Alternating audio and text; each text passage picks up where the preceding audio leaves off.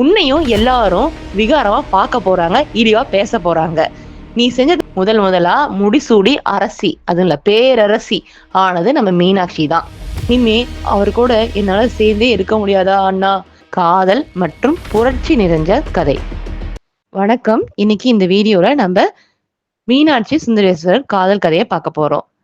நம்ம பார்வதி தேவி தான் மீனாட்சியா பிறப்பெடுத்திருக்காங்க. நம்ம பார்வதி தேவி சும்மாவே அவங்க எதிர்த்து வரவங்க கிட்ட, பெண் தானே சாஃப்டா இருப்பேன்னு நினைச்சியா, நான் கொஞ்சம் ரகடான ஆளு அப்படின்ற மாதிரி வரவங்க எல்லாத்தையுமே அடிச்சு துவம்சம் பண்ணி வதம் பண்ணிடுவாங்க. அப்படியேப்பட்ட பார்வதி தான் கணவனான சிவபெருமான் செஞ்ச தப்ப தட்டி கேட்கிறாங்க.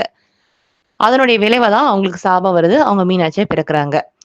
சோ இந்த முழு கதைய ஒவ்வொரு எபிசோடா பார்க்கலாம். பாகம் 1, பார்வதி ஏன் மீனாட்சியா பிறந்தாங்க அப்படின்ற கதையை இதுல பார்க்கலாம்.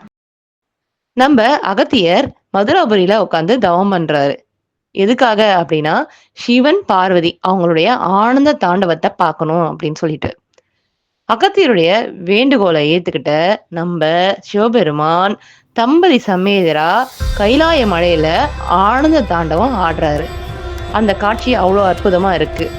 அத பிரம்மலோகத்துல இருந்து பிரம்மனும், வைகுண்டத்துல இருந்து நம்ம விஷ்ணுவும் பாக்குறாங்க. அது மட்டும் இல்ல, இந்திரலோகத்துல இருந்து தேவர்களும் பாக்குறாங்க. மணக்கண்ல நம்ம அகத்தியரும் பாக்குறாரு. அப்படி அவங்க நடனம் ஆடிக்கிட்டே இருக்காங்க. அவ்வளோ அருமையான நடனம் ஆடிக்கிட்டு இருக்கும் போது நம்ம சிவபெருமானுடைய தோடு கீழே விழுந்துருது. அதுக்கப்புறம் சிவபெருமான் என்ன பண்றாருன்னா, தன் தோல்வியை ஒத்துக்காம ஆடிக்கிட்டே அந்த தோடை தான் காலால எடுத்து காலை தூக்கி தலைக்கிட்ட வச்சு அந்த காது பக்கமா ஓரமா ஊத்திக்கிறாரு. அந்த தலைக்கிட்ட வச்சு தன் தோட்டை போட்டுக்கிட்டு அவரு திரும்பி ஆட ஆரம்பிச்சிட்டாரு. அவரு கிட்டத்தட்ட ஆட்டத்தை நிறுத்தல, ஆடிக்கிட்டே தான் இத்தனையும் பண்றாரு. இதை பார்த்த பார்வதி ஆட்டத்தை நிறுத்திடுவாங்க. இப்ப அவங்க 2 பேரும் என்ன பேசுகிறாங்கன்னு பார்க்கலாம். சிவன் கேக்குறாரு, ஏன் பார்வதி என்ன ஆச்சு? ஏன் ஆட்டத்தை நிறுத்திட்ட? ஏதாவது கோவமா? நீங்க ஆட்டத்தை தப்பா ஆடுறீங்க. எப்பயுமே பரதக்கலையில இப்படி ஒரு ஆட்டம் இருந்ததே இல்லை. ஏன்னா ஒருத்தங்க ஆபரணம் கழண்டு விழுந்துருச்சுன்னா அவங்க அந்த ஆட்டத்தை நிறுத்தி தான் ஆகணும். என்ன பார்வதி, நமக்கு புதுசா ஒரு விஷயம் செய்ய முடியுது, அந்த சந்தர்ப்பத்தை சமாளிக்க முடியுது அப்படின்னா நாம ஏன் பழைய விதிகளே பின்பற்றணும்? என்ன சொல்றீங்க? விதிகளை மீறுறீங்களா? நம்மால ஒரு விஷயத்த செய்ய முடியுது புதுசா அப்படிங்கும் போது விதியை மீறுறதுல தப்பில்லையே பார்வதி. ஆமா, உங்களை மாதிரியே எல்லாராலையும் இருந்துட முடியுமா? இப்ப என்ன பிரச்சனை உனக்கு? நீயும் அதே மாதிரி ஆடிட்டு போ. என்ன சொல்றீங்க? ஒரு பெண் நான் எப்படி காலை தூக்கி இப்படி ஆட முடியும்? என்னால இதை பண்ண முடியாதுனால நீங்க இப்படி பண்றீங்க. அப்படி இல்லை பார்வதி, இது யார் வேணாலும் பண்ணலாம். ஆண் தான் பண்ணணும், பெண் தான் பண்ணணும்லாம் இல்லை. உன்னால முடிஞ்சா நீயும் பண்ணு. மீண்டும் மீண்டும் என்ன பெண்ணுன்னு சொல்லி இழிவுபடுத்துறீங்களா? பார்வதி, நான் அப்படி சொல்லலை. ஆணும் பெண்ணும் ஒரு ஆட்டம் நம்மளால ஆட முடியுதுன்னா அதை நம்ம ஆடிட்டு போலாமே, தப்பு இல்லையே. என்ன சொல்றீங்க? ஒரு பெண் நான் எப்படி விதிமுறையை மீறுவேன்? பார்வதி, உன்னால ஆட முடியல, உனக்கு திறமை இல்லைன்னு சொல்லு. அதை விட்டுட்டு விதின்னு வழிமுறைகளை பிடிச்சிட்டு தொங்காத. என்ன உங்களை மாதிரியே எல்லாரும் இருந்துட முடியுமா? நாங்க எல்லாரும் பட்டாடை உடுத்துறோம், ஆனா நீங்க வெறும் புலித்தோலையும் யானத்தோலையும் உடுத்திட்டு இருக்கீங்க. பார்வதி, தாரகாவனத்துல இருக்கிற முனிவர்களுடைய அகங்காரத்தை அழிக்க நான் இப்படி மாறினேன். எல்லாரும் சந்தனமும் ஜவ்வாதும் பூசிக்குவாங்க, ஆனா நீங்க இந்த சாம்பலை பூசிக்கிட்டே இருக்கீங்க. அதாவது அரசரா இருந்தாலும் சரி, செல்வந்தரா இருந்தாலும் சரி, உங்களுடைய இறுதி முடிவு இதுதான் அப்படிங்கறத விளக்கறதுக்காக தான் நான் உடல் முழுவதும் சாம்பலை பூசிக்கிட்டு இருக்கேன்.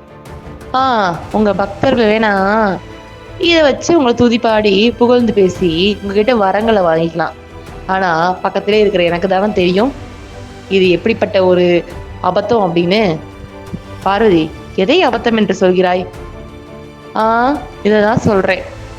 எங்க எல்லாருக்கும் 2 கண்ணு, ஆனா உங்களுக்கு மட்டும் 3 கண்ணு. பார்வதி, அது என் சக்திகள். இச்ச சக்தி, கிரியா சக்தி, ஞான சக்தி. இதுவே என் 3 கண்களின் தத்துவம். ஆமா ஆமா, பெரிய தத்துவம். இத விகாரத்தை பொறுத்துட்டு இருக்கிற எனக்கு தானே தெரியும் அதனுடைய கோரம்லாம். பார்வதி, போதும் நிறுத்து. என்ன திமிர்? என்னுடைய சக்திகளை பத்தியே என்கிட்ட இழிவா பேசுவியா? என்னை பத்தி இழிவா பேசுன நீ பூலோகத்துல ஒரு மானிட பிறவி எடுக்க போற.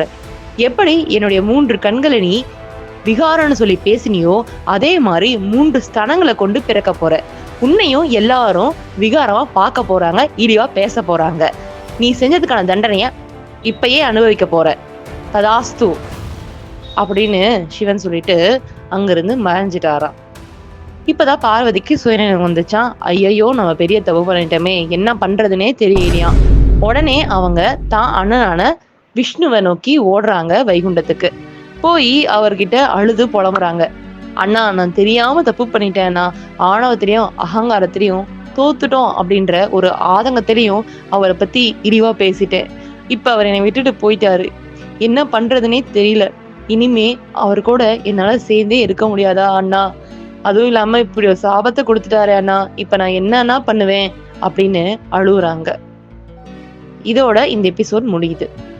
இப்ப பார்வதிக்கு சிவன் கொடுத்த சாபம் என்னாச்சு, அவங்க மானுட பிறவி எப்படி எடுத்தாங்க, எப்படி மீனாட்சி ஆனாங்க, அவங்களுடைய 3 ஸ்தனங்கள் அதாவது மார்பகங்கள் என்னாச்சு அப்படின்ற கதையை நம்ம அடுத்த எபிசோட்ல பார்க்கலாம்.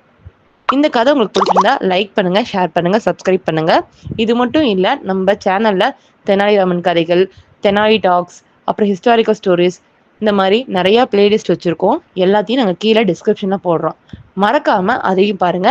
பிடிச்சிருந்தா லைக் பண்ணுங்க, ஷேர் பண்ணுங்க, சப்ஸ்கிரைப் பண்ணிக்கோங்க. நன்றி.